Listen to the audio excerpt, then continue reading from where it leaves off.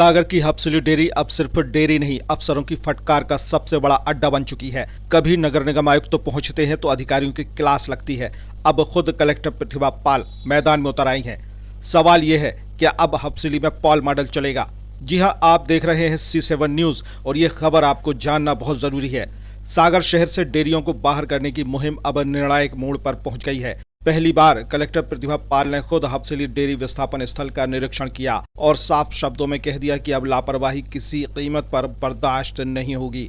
निरीक्षण के दौरान कलेक्टर ने बिजली, पानी, ड्रेनेज, सफाई और चिकित्सा जैसी मूलभूत सुविधाएं तत्काल दुरुस्त करने के निर्देश दिए।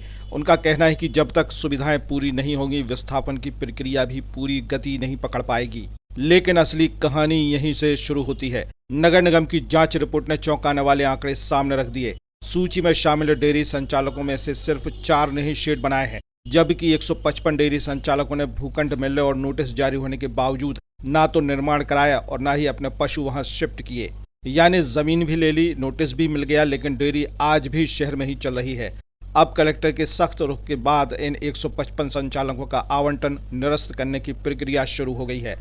जमा राशि राजसात होगी और जिनकी रजिस्ट्री हो चुकी है उनकी रजिस्ट्री निरस्त कराने के लिए भी जिला रजिस्ट्रार को पत्र भेजा जाएगा।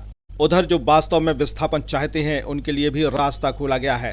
54 नए आवेदकों को भूखंड आवंटित करने के लिए विशेष टीम गठित कर दी गई है। अब सबसे बड़ा सवाल, हबसिली में आखिर हर निरीक्षण के साथ फटकार क्यों सुनाई देती है?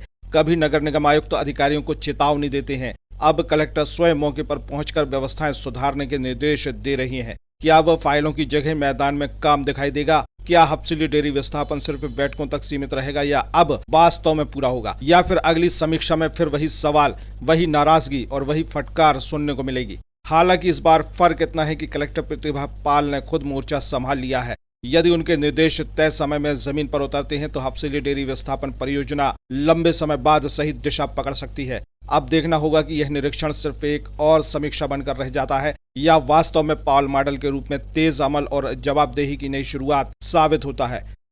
जब बात हो शानदार स्टाइल, दमदार परफॉर्मेंस और आधुनिक टेक्नोलॉजी की, तो नाम आता है वीडा इलेक्ट्रिक स्कूटर का। हर सुबह एक नई मंजिल और हर मंजिल तक पहुंचने का एक स्मार्ट तरीका।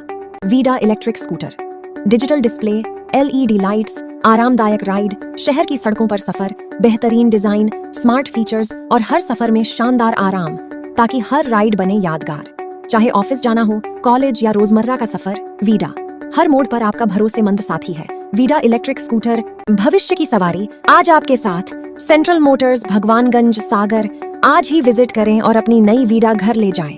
त्योहारों में स्पेशल ऑफर के साथ साहिल होंडा में आपका स्वागत है। अपने परिवार को दें प्यार और सुरक्षा का अनमोल उपहार एक नई होंडा बाइक या स्कूटर के साथ। 14,000 तक GST का फायदा। सीमित स्टॉक, असुविधा से बचने के लिए बुकिंग कराएं और अपनी मनपसंद होंडा को घर ले जाएं। कम डाउन पेमेंट, आसान फाइनेंस सुविधा, साथ में अनेकों उपहार। इस त्योहार को बनाएं यादगार। होंडा का होगा हाथ तो जुड़ जाएंगी खुशियां आपके साथ। तो पधारो हमारे होंडा साहब जी।